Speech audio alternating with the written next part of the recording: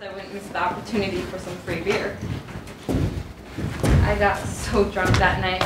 I was dancing like a crazy person, and well, it seemed like everyone thought it was the funniest thing. But then, the host of the party came in and started yelling at me. He was saying, "What the hell do you think you're doing here? Why do you think you could come in and crash my party like that? This party isn't for losers like you." I felt so humiliated. I ran out and just started walking away, not knowing exactly where I was going. I didn't want to go home, and well, I certainly couldn't go back to the party. And then I found myself in front of this park. I used to go there when I was younger. At night it was considered dangerous to be there. I guess I was just too angry to be scared, and I ran in and I sat on a bench and I just tried to absorb what happened, and then I heard a voice from behind. "Got a light?" I looked up and I saw a boy around my age, maybe older. Anyway, I handed him my lighter and he sat next to me while he lit whatever it was he was smoking. And then he started a conversation in a really awkward way. He asked me, "So, what are you doing here?" I thought that was so tactless, I chose not to answer him. Then he asked again. So I just said, "Because I don't want to be anywhere else." Those answers were never enough for Robert. He asked. He waited for me to explain. Boy, did he probably regret that.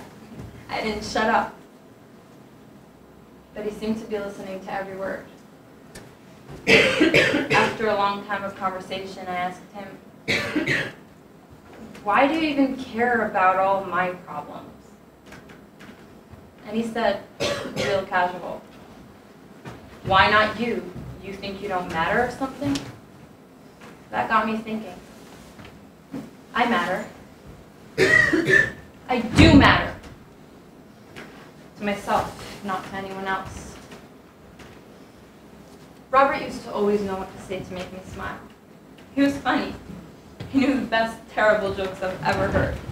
I'm only sorry I never got to say, "Thanks, Robert. You know, lots of loud jokes. But you're a good person."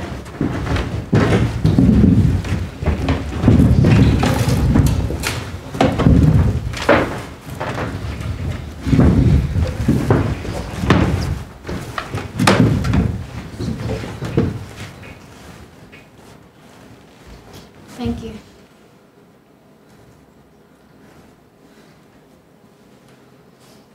My name is Kiwi. I'm 17, and I'm a recovering substance abuser. Sleeping pills and tranquilizers. I couldn't get enough.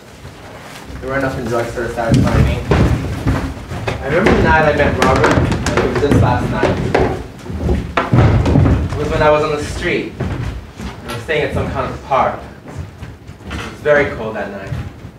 And everyone was sitting by the fire, telling jokes, drinking, smoking. They were serving some green stuff. It looked like pesto. It did not taste like it, though. Anyway, there was some weirdo there who was asking us all these questions. Like, "Are you messed up? Why aren't you in your comfy bed?" I did not want to answer. It really upset me. I just took my sleeping bag and went to the closest bench and sat. And I pulled out my pills. I can't remember how many I took. I just closed my eyes and crawled down the rabbit hole. And I was dreaming again. Such a strange and wonderful dream.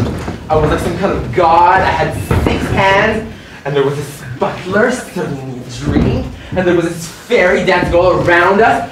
Oh, so much fun! I was high! Suddenly everything froze, and it turned cold, and I was shivering.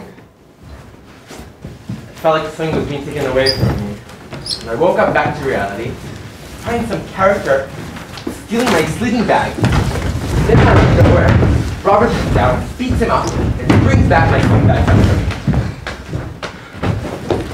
thanked him. I also told him that he's a nut.